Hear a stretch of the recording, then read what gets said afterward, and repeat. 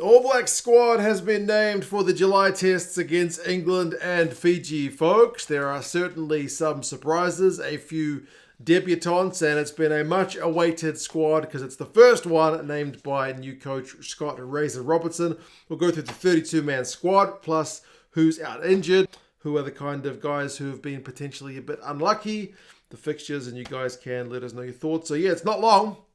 6th of July, the first test against England down in Dunedin, second test at Eden Park, and the third test up in the Northern Hemisphere playing Fiji up in San Diego. So Razor has got not that much time to get the team prepared, but there's certainly a few familiar faces with a few guys he's worked with before at the Crusaders, including new All Blacks captain Scott Barrett. He has been confirmed as the captain. It was basically, I think, between him and Ardie Savea, and Ardie Savea is named as a vice-captain alongside Geordie Barrett. So that part of the selection, I think, kind of goes to be expected. No real kind of big surprises with Scott Barrett being named captain. Razor talked about having worked with him before and kind of knowing what he's about.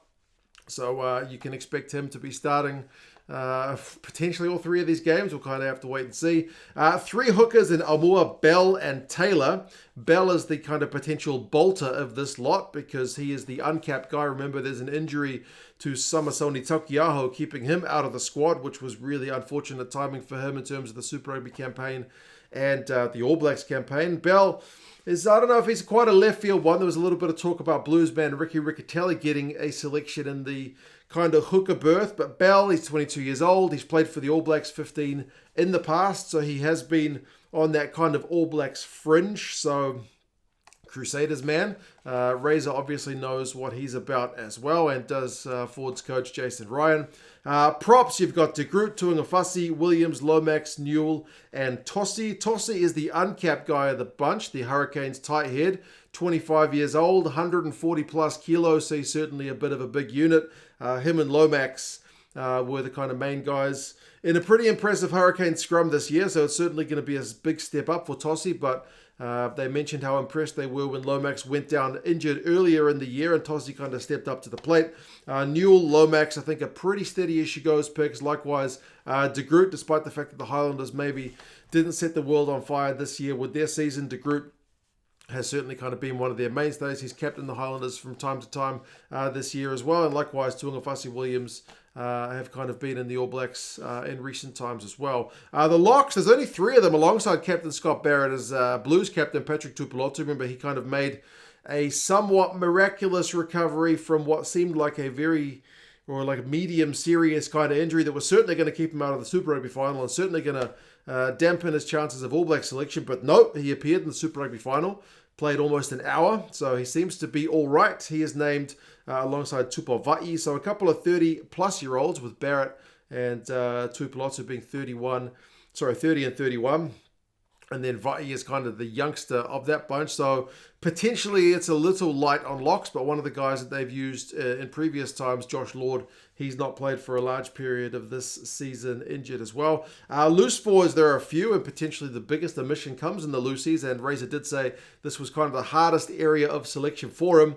Ardie Savea, Luke Jacobson, Ethan Blackadder, Wallace Satiti, Samapini Finau, and Dalton Papali'i. So Ardie Savea, World Player of the Year, is obviously a easy pick for basically any coach. Remember, he's back from Japan now. He was playing club rugby at the weekend, I believe.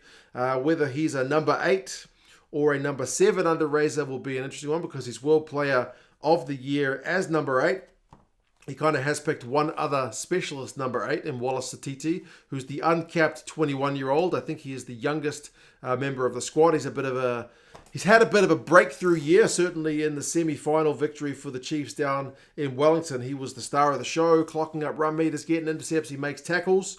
But his selection comes ahead of Hoskins Satutu, who's been playing the house down for the Blues this year. I think he finished certainly one of the top try scorers of the competition. He was leading all kinds of stats, so yeah, that is an interesting one, especially when Hoskins has extended his contract to stay in New Zealand. But Razor did mention that he's looking for players to do things on both sides of the ball. So potentially he's talking about Hoskins' defensive work rate. We'll kind of have to have a look at the numbers at some point. But Satiti's certainly a heck of a pick in terms of young potential. At only 21 years old, as I said, he's been playing the house down. Jacobson's a great High work rate guy who can play all positions in the back row, Ethan Blackadder. Certainly a bit of Crusaders connection with Razor there as well. And he is, if he can stay injury free, he's certainly one of the best players in the business. But he's just been a guy who struggles to kind of get through a bunch of games when he doesn't get injured. Knock on wood for him to have a kind of injury-free run. When he does get those injury-free runs, he looks the business. Papali'i, probably kind of specialist 7, although he can fill in at 6. Certainly one of the highest tacklers of the competition. Samapuni Finau as well has been an absolute blockbuster for the Chiefs. He's had one All Blacks cap in the past. Potential kind of loose forward lock cover in a pinch as well. So big number 6. Yeah, that's the loosies. Apart from Hoskins, I mean, the other guys, I mentioned Riccatelli. Braden Yose was another guy people kind of speculated might get in the side, but I guess if you're taking Satiti, you don't take Yose as well because they're both kind of uncapped number 8s. And then Peter Lakai, if they were kind of looking at another specialist 7, who also tackles the house down, was bandied about as well. But I guess with Dalton there and potentially Artie or Luke Jacobson playing 7, they've already got guys in kind of similar roles, but as Razor said, there'll be guys who get injured and guys who will need to step up. Backs wise, you got Finlay Christie, TJ Perenara, and Cortez Ratima as the 3 halfbacks. Ratima is the uncapped guy of the bunch. I feel like TJ and Finlay were kind of pretty easy picks with the form they've been in this year, but Cortez Ratima played really well this year and was a part of a side that made it all the way to the Super Rugby final, so good reward for the 23-year-old, a bit of form there. And then the 3 kind of 10s is an interesting one. Bodie Barrett, Damien McKenzie, and Stephen Perofeta. But with no specialist fullback, potentially Bodie at fullback, maybe Stephen Perofeta at fullback, but no spot for Harry Plummer. I think that was always a bit of a kind of slight long shot, especially with Bodie coming back from Japan. D-Mac, highest point scorer in Super Rugby for the season, despite the fact they lost the final, was always going to be a bit of a shoe-in. So the fullback one and the 10s kind of seem to go hand in hand, I think, with this selection based on what we see, unless they're going to convert one of these wingers into a fullback or potentially Geordie, but it's been a long time since we've seen Geordie back at fullback for the ABs or even for the Canes. Centres, speaking of Geordie, he is there alongside Riku Ioane, ALB. The midfield is one of the areas where the All Blacks didn't bleed a lot of talent, kind of towards the end of the World Cup campaign. Like the guys they lost, like Retallick and Whitelock, a couple of locks. They lost Moonga, playmaker at 10. They lost Aaron Smith. They lost Nepal Alala and Dan Coles, the front rowers. They lost Shannon Frizzell and Lester Fanganuku. But the midfield, they kept most of the guys, which has been kind of a pleasing one. All these guys are in their kind of mid to late 20s. And then Billy Proctor is certainly a pick on form. Another guy who's been there with the All Blacks 15 in the past, 25 years old, has been absolutely playing the house down. So, yeah, the midfield stocks seem maybe one of the most stable areas. And then the outside backs, 4 wingers in Clark, Narawa, Talea, and Reese. Reese is certainly another guy who's extended his contract recently, been playing the house down for a Crusader side, which has not been that flash. I can play both wings. Clark and Narawa playing, plus Talea playing for sides that all made it to the final of Super Rugby, Chiefs and Blues, respectively. So, not really kind of seemingly picking only utility players for the wing is an interesting one, because there's been a lot of guys converted, like fullbacks or whatever, converted to wingers in recent times. But with those 4, you've essentially got 4 guys whose specialist role is to be on the wing.